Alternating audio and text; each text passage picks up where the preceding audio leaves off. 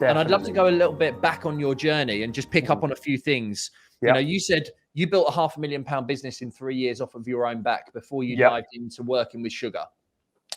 And I should call him Lord Sugar, actually. I shouldn't know, really. I shouldn't call him Sugar because if he listens to this, which he might do at some point in time, law of attraction. What was your biggest mistake going back to then? 1 or 3 mistakes in getting to £500,000, kind of quick fire? Good question.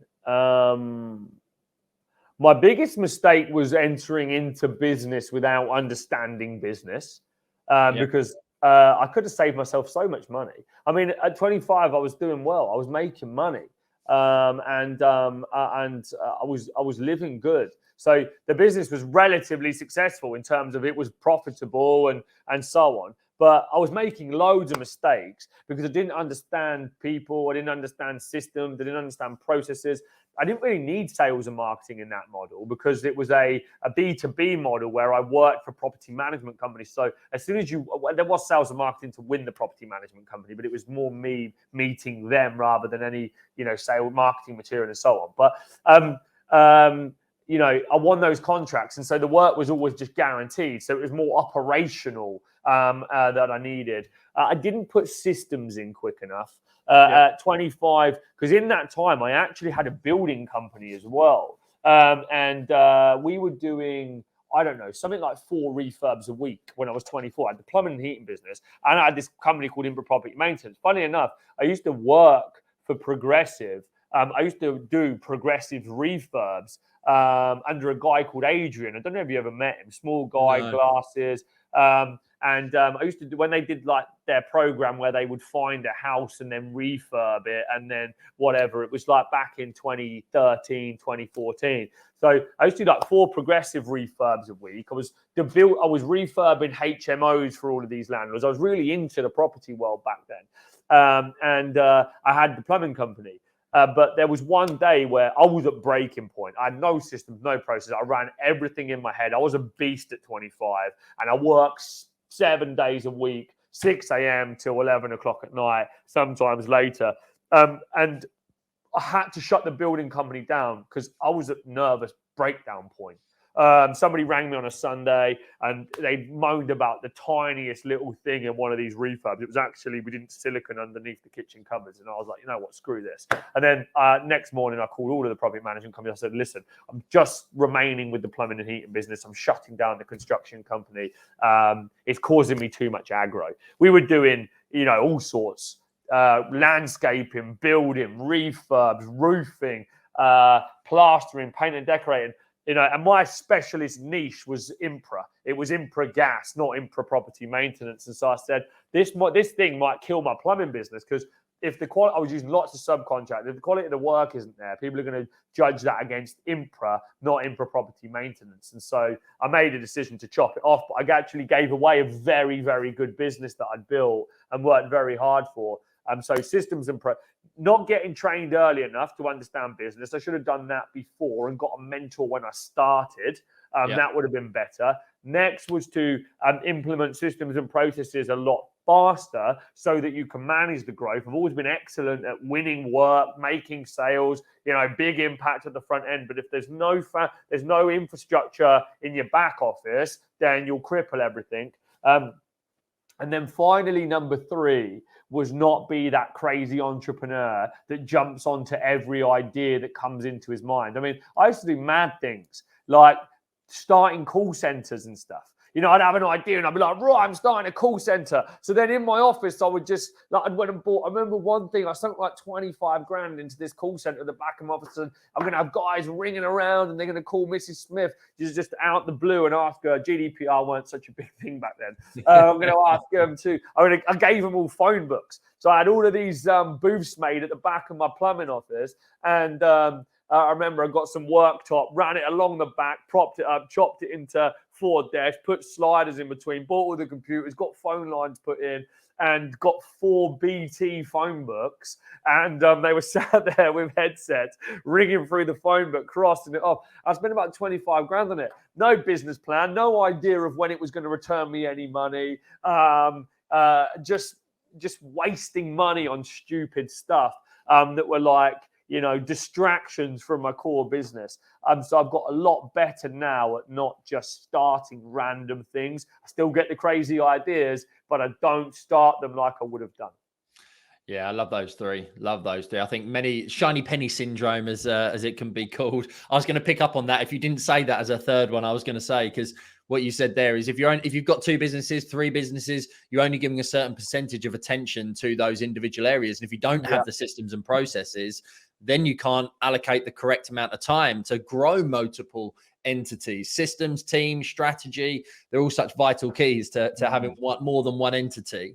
But what was, when you went from 500,000 then to your 1 million a month, what was the key? Obviously systems and processes are going to be part of that, but let's go into, for those that want to scale, what was kind of the big things from a personal development, from a mindset, or from a business point of view that got you from 500,000 to 1 million a month?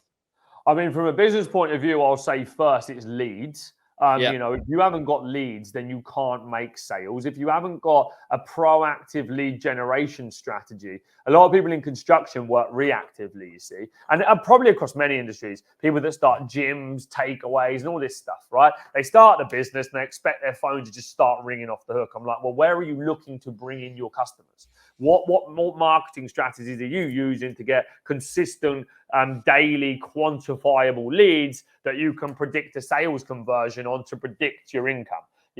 So you need leads. So I tapped into a lead generation supply that I was able to scale. I use third-party lead gens and I just use them in every major city, right? And so I was using them to scale up.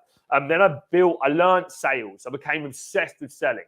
I've always been very good, confident. When I was a teenager, I didn't have money growing up, even as a younger kid. So I had to hustle to get what I wanted. Do trades at school, swap computer games with the kids or whatever it was. I used to sell like computers and mobile phones when I was kind of in my teens, and I'd always find a way to make my own money. So I was always a bit of a hustler, but being a bit of a hustler and naturally good at sales isn't professional selling. So I got obsessed with sales, and I got out of the property management model and I got into a bigger market, you see, because we'd hit 1 million a year in maintenance and the jobs were too small. They were like 50 to 100 quid. The operational cost to do them wasn't worth it. So I had to get into a new opportunity vehicle. You can't scale every model to a national business, and people stay in the same model and they blow the wheels off it because it's not designed to, you go in a Nissan Micra at 100 mile an hour down the motorway with your foot to the floor, then eventually that little 1 litre CC engine is going to blow up, right? You go in a Bugatti, foot to the floor, you're going to go 10 times as fast, and it's going to be able to take the pressure that you're putting on it. Now, little models don't. So I evolved the model. I found out in 2017 that there was this boiler installation model. 1 million boilers installed a year. British Gas did 100,000 of them. And that meant there was 900,000 split amongst small businesses. But there wasn't really any other brands. So I said, right, I'm getting a piece of that. I'm going to go into that space and I'm going to take it. Because I couldn't even name a competitor. And so I stopped the business at 1 million a year maintenance. I gave all the contracts back. Funnily enough, I'd done that again to all the maintenance companies because I was done with that business model. It wasn't profitable. We got too big and the jobs weren't paying enough. So I said, I'm going after this market. So there was 1 million boilers a year. So there was leads, there was a demand, there was a big market, there was consistent sales. So then I built a direct sales force. I got it to 35 national salespeople that had built that had followed my blueprint. I went out and sat lots and lots of these appointments over a year while I was building the sales force, but I mastered the blueprint. And I created it. I became obsessed with sales training, Grant Cardone, mostly, and loads of other books and out there that I'd listened to.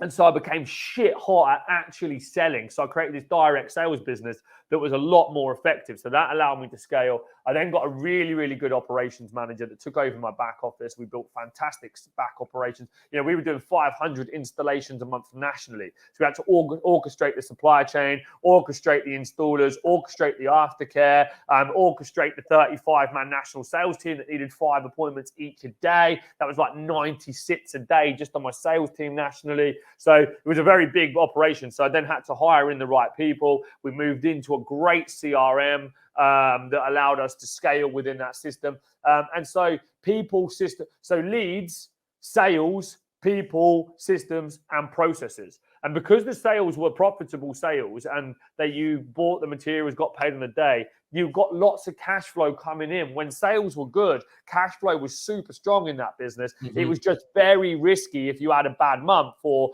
you know, whatever. And because we built such a big, when I went from half the country to the whole country, there was a huge layer of overhead costs that I had to add that would not have been profitable for a period of time anyway, just until it had caught up with itself and the size of the sales had overgrown and had enough margin to pay for that. So it was that was going to be the challenge. Then personally, you know, it was about educating yourself as much as possible. Sugar was a fantastic help. And his team, they helped me learn finance. I didn't really know about finance. I remember the first board meeting I ever went to at 25 years of age after the Apprentice. And they brought out a board pack, profit and loss, cash flow, balance sheet, and and everything else. And I didn't really know what I was looking at. I'd been in business 3 years. I went to the accountant once a year. He put 3 or 4 documents in front of me. He tried to explain it, but I was always so busy. And my phone used to ring 1,000 times as a construction company owner. I used to sit with him and didn't really listen. And then he'd be like, I'll be like, have I made a profit or not? I'd be like, yeah, you made a profit, this much money. I'm like, all right, sweet, I'll see you next year. That was the mentality of actually, I'm more bothered about doing the operational work than I was about knowing how much money I was making. But I knew I was making money, so it was kind of fine.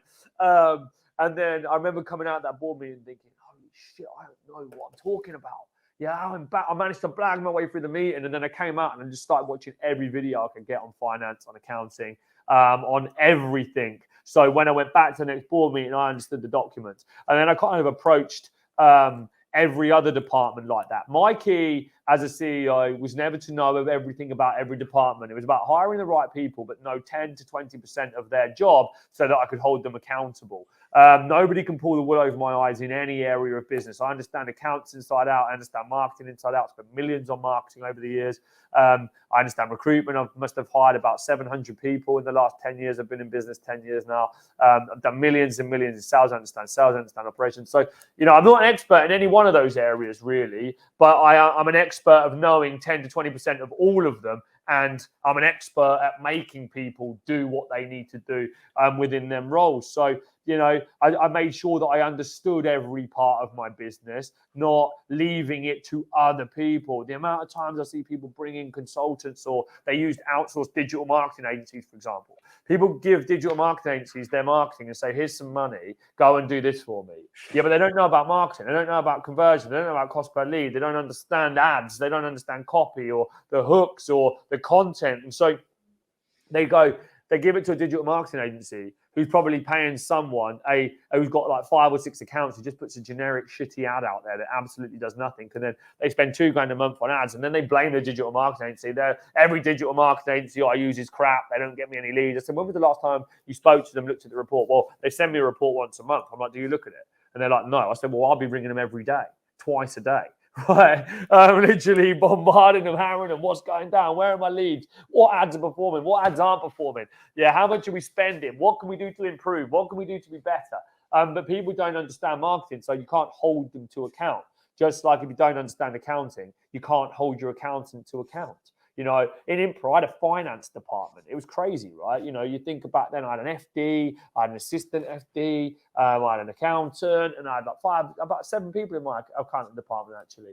You know, and they're running all my numbers, doing all my books, doing all my VAT, doing all my payroll, doing all the bills. So if I couldn't spot what they were doing wrong. And everyone makes mistakes. I don't give a shit how much you pay them. If you're paying them 100 grand a year salary, they will still screw up. So I'm the backstop to everything. So if I don't see the problem and I sign it off, then that's my problem. So, yeah, but you got to understand each area to be able to hold people to account.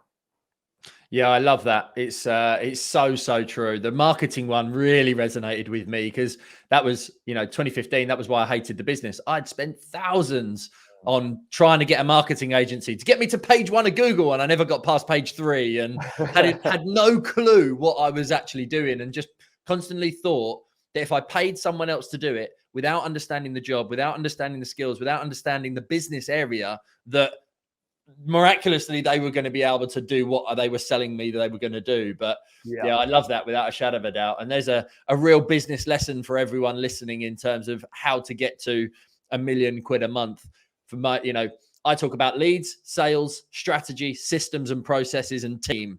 Those are the 5 key areas that I teach inside the academy to my mentees. And by the sounds of it, you're doing similar in obviously the trade space.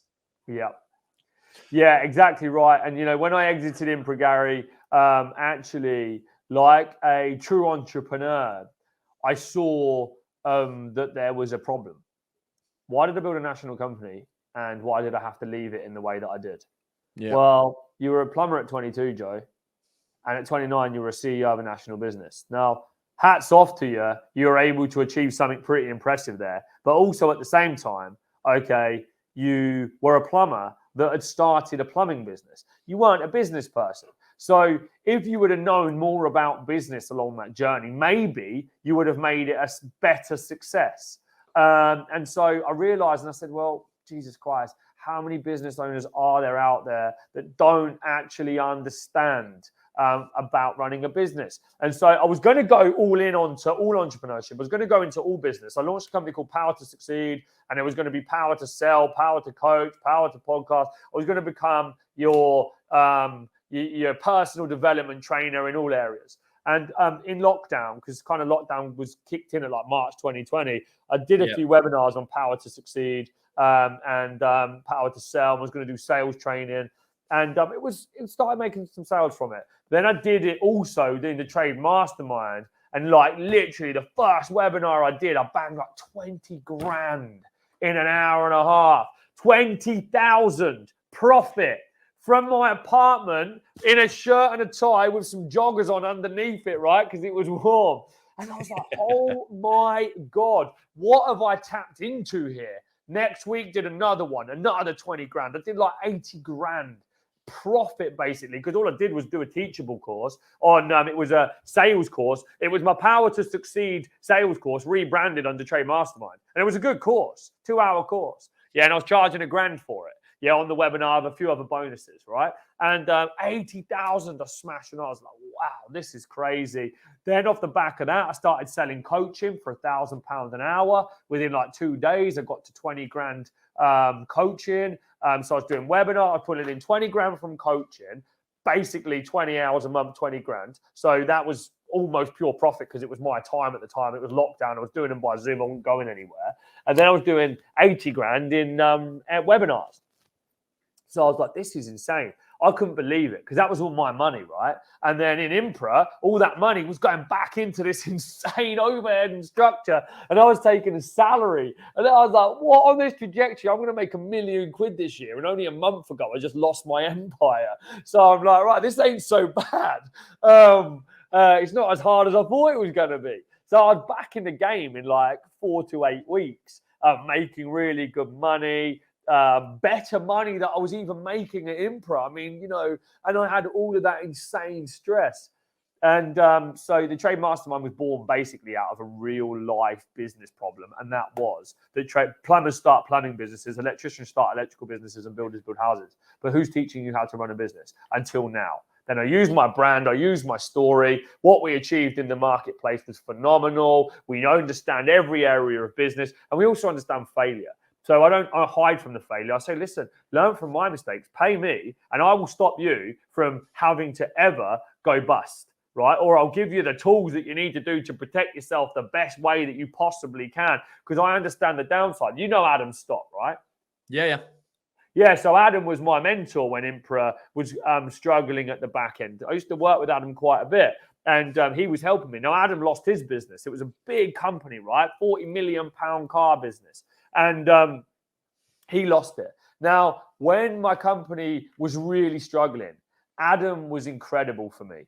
He made me feel okay about it. He told me what to do to protect myself, so that I wasn't liable and all of that stuff, and how to act correctly with insolvency services and all that type of stuff. So you're doing it all formally, so you protect yourself about, because when a business goes into liquidation, then the insolvency service come in and investigate the business, right? They come and see if you've done anything wrong. You've taken money that's made the business be put into a negative situation and whatever. So he told me how to act with all of those guys to make sure that it was all done correctly, and that you want to protect yourself against not being expelled as a director, so you can go on and run another business is the main game, right? And about 2 months ago, 2 years on actually, I heard from the insolvency service. They got in touch with me and they said, listen, we've completed our investigations, and we found that there was no untoward business, which was amazing for me because, again, there was no untoward business. When people lose money, when a business goes down, they look for someone to blame. The CEO gets it. The pitchforks come out and he's the number one enemy. And I understand why. I take that responsibility. But that backs up the fact that there was no bad business, because people have a perception of, if a business goes down and people lose money, that the owner's taken the money or shareholders have taken the money, and that's where the problem's gone. But so their investigation was complete. So Adam was amazing for me. So I had that mentor there that showed me what failure looked like and that you could get back up. And that was so important, because everyone preaches success. Success is easy. Yeah, success is easy. I've never struggled with achieving. But what I didn't ever have experience with was failure, right? And so, that's the real bit that guarantees the success, if you can protect it or protect yourself against the things that go wrong. And the way that you do that is by having a mentor that's experienced both in success and both in failure, because they can protect you from both sides of the fence. And that's really important for business owners out there to note. Trade Mastermind just literally has gone from strength to strength. July is kind of really our 2-year anniversary, our official 2-year anniversary for when lockdown opened up from 2020. Over that period, I've done 4 million in sales, profitable business, very profitable business. We created 25 jobs. We launched a recruitment business, Trade Recruit. We've recently launched a website business, Trade Digital. And we've got Trade Coach, where we have coaches now that we sell their services to our clients. And we have the training business as well. We've got 3 or 4 offices. We launched a podcast, a Trade Mastermind podcast that went to number 2 in the world in business on Apple, right next to Stephen Bartlett's for only 48 hours, but it got there. It counts. It counts. Yeah, literally the first podcast I ever did got to number 1 in business in 2017, and it was there for 10 hours, but I got the screenshot and it counted, right? The Trade Mastermind's been phenomenal. We've got about 2,500-3,000 customers now across the construction industry, and the business is just going from strength to strength. And it's been a fantastic journey of going all the way to the top in Impra, going back to the bottom, but also learning that you can get back up again and you can rebuild. And actually, it's those lessons in the failure that have made me a much better businessman. To get to 4 million turnover in Impra took me 6 years. Yeah, to get to 4 million turnover in this business has taken me 2. So in the next big business, I reckon I can do 5 million in a year. And then as you go on, because you become a master of the chess game. You know where to put people and who to hire very, very quickly. So you know that you need this. You know that you need this. So it doesn't take so long to work out. You said something earlier. Follow the blueprint. Yeah, of what's already laid out for you. Well, the first business that you usually do, you're working it out as you're going. Second business, you're still working out a lot, but you're a lot more skilled up. I reckon, and I'm not there yet, really. I've launched the other little businesses within it. Trade Recruit does about 20 grand a month and so on. But I reckon by the 5th business, if I'm 40 years of age, you're going to be a master of the game. Yeah. And, you're going to be a master of the game. And you're going to be able to move so much faster with so much more confidence that, you're going to be able to really remove all of the problems. And the quicker that, the more you get educated, the more confident that you are, and the more accuracy you work with. Speed and accuracy are what you want to do when you grow a business. If you grow too quickly without knowing what you're doing, that's when you end up in a situation like I probably kind of found myself in. If you go too slow, I look at the recession and I said, well, look, Impra went down, right? But how many businesses in COVID went down that was not the fault of them? A whole industry shut down. Imagine building for 30 years and a pandemic comes along and wipes you out. And you played it safe for 30 years thinking, well, this is going to be my retirement. I'm not going to grow too big. I'm going to keep it in control. I'd be fuming that I hadn't gone for my full potential and then something outside of my control took me out the game. So I'd rather continue to absolutely go for it non-stop because there's so much out of our control in the market that at least I'm giving it my all. And if it goes big, then I win. And that's kind of my thought process. Yeah.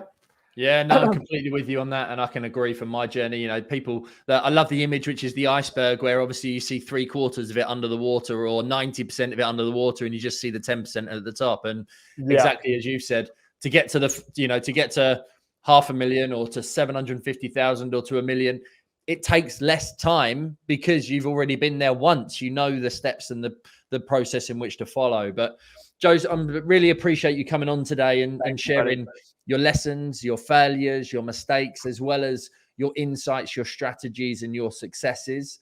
It's been a fantastic conversation. I've absolutely loved it, and I'm sure the audience are going to too. Gary, thank you very much. Really appreciate your time, my friend. And I really enjoyed it. And, if anybody wants to follow me, then please do on Instagram or TikTok or YouTube. I'd really appreciate it. It's at Mr. Joseph Valente. Guys, and give me some feedback on the podcast. If you liked it, let us know. Let me know. Thank you. Without a doubt. Guys, we will put some links in the show notes for you to go to Joseph's YouTube channel, to his Instagram. So they'll be there. Just click below and you'll be able to access all of those. We called this the Pro Podcast, JV, because to me, when I was thinking about values, they're really important in business and in life. And perseverance leads to results, which creates opportunity. That was my meaning for Pro. I'd love to know from your experience, what does Pro really mean to you? What does Pro mean to me? Pro means to me being the best version of you. Yeah, being the best version of you in your field. And you do that by getting trained, getting educated, being obsessed, and always looking for ways that you can be better than you were yesterday, so that you're working on constant and continued improvement. Love that, my man. Thank you very much indeed for giving us your time. Guys and girls, give Joseph a big round of applause. Virtual one. Thanks very much indeed for coming on, my friend. Remember. Thank you, guys. Take care. Now's the time to become pro.